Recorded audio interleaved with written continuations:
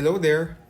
Aside for being a camera with gimbal, what can we expect from the camera that the DJI company invented for portable use? The OSMO Pocket received a lot of positive feedback since its last firmware update in December 2019.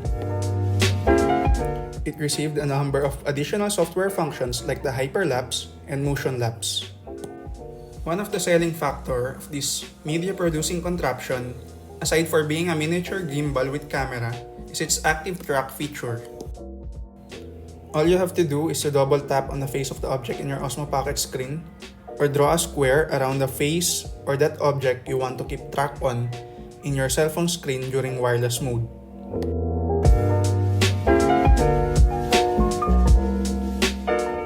OSMO Pocket allows you to manually control the camera's movement direction within 180 degrees of horizontal or vertical tilt control of the camera's 3-axis plane of movement.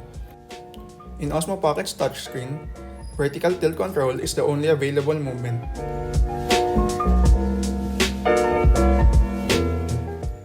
You can access more camera movements by connecting it to a mobile device or by installing the control wheel from the OSMO Pocket expansion kit, which can be brought separately.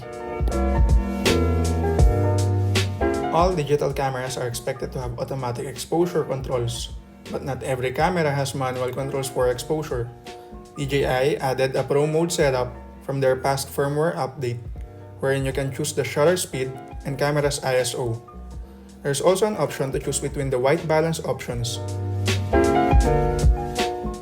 If that's still too much, you can always switch back to auto mode, where brightness is the only thing you'll need to work out. If there are rulers and tape measures for metric measurements, there's also a histogram and overexposure alert for more precise control of exposure value. Histograms are helpful in checking the right amount of black and white ratio in your shots. And overexposure alert are the zebra stripes you see in your mirrorless camera screens, which helps you determine if there's exaggerated amounts of light in your footage. These features are quite handy even in low light situations. Aside from features mentioned earlier, in video and photography mode, you can choose between JPEG or JPEG RAW or JPEG video format for flexible video and photo editing. And the cine-like color option in video mode for post-process color grading. DJI also added a new feature from their previous updates, the 24 FPS video frame rate, which really helps in the cine-like colored footages. And here's a sample.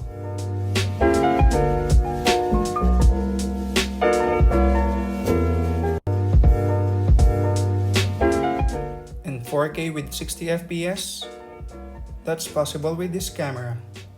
Just make sure you get your footages in well-lit environment so it would still look good and sharp. Sound input? Not bad, but I would still get an external mic if I were you. Mic test 1, 2, 3. Mic test 1, 2, 3. Hear that? Gets too much noise. Better stick another mic. Traveling videos and presentations, you can add some fixed time lapse, motion lapse, and hyperlapse video footages. With a lens this small, aren't you curious about the low light capabilities of this camera? How about you check this out? Don't mind the sounds, it's just our neighbor.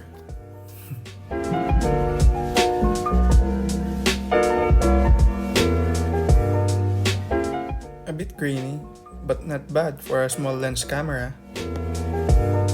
How about a slow motion shot from the OSMO Pocket?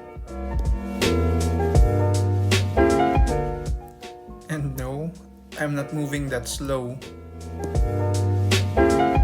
It's only capable of 4 times the normal speed and only works with 1080p resolution.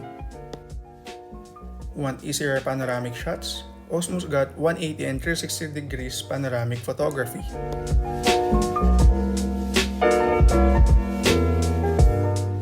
Here's how it's like to shoot in 360 mode. The camera points and shoots at 9 different angles to form a 360 degrees panoramic shot.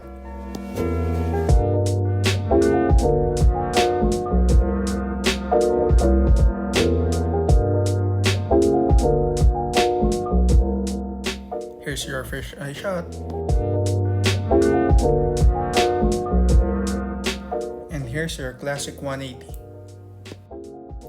It shoots in 4 different directions in one horizontal angle.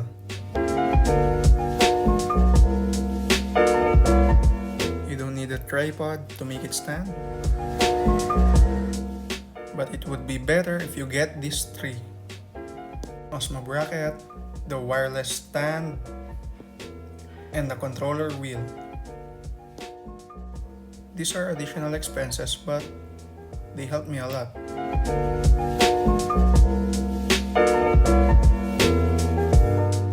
You may not get the best footages out of it, but it's a good enough deal because it's compact, portable, has built-in gimbal, shoots 4K and 60 FPS, has 24 FPS and the cine-like color, and the most important, has continuous software support. And that's why this is a good addition for your content creation.